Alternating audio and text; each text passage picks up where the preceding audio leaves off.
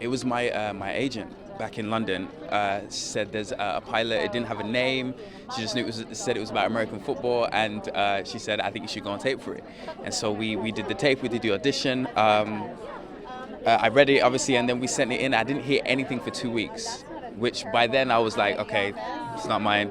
And then she called me at it was about 10 o'clock at night one night, which is either when your agent calls you that late, it's either really good or really bad. And then she said, you have to be in LA tomorrow. They want you in LA tomorrow. So 12 hours later, I was on a plane to LA. So did you have to practice an American accent? Like, how did this happen?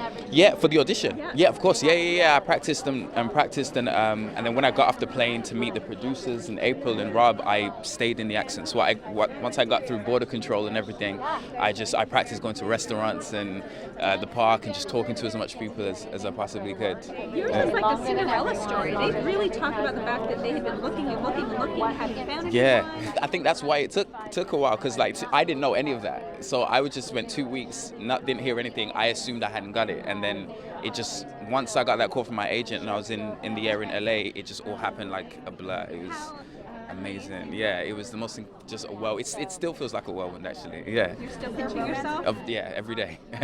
As soon as we got the pilot, it was about spending as much time in South Central LA as I could, and trying to find the haunts that Spence used to do. What's great about the show is we're filming in a lot of the real places he grew up. So Van Ness Park and the barbershop where he first got his haircut, we're using that real barbershop as the barbershop for the show. So I didn't have to go too far to find his world and the world that he came up in, so it was about spending as much time there as possible.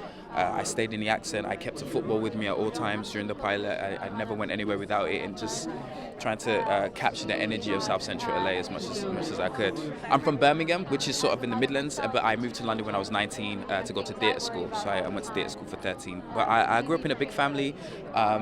My both sets of grandparents from Jamaica, and yeah, big family full of love, and not unlike Spencer's family. One of the things we definitely try to capture on the show is how close they are, how close the family unit is, and that's what sort of gets them through the tough times.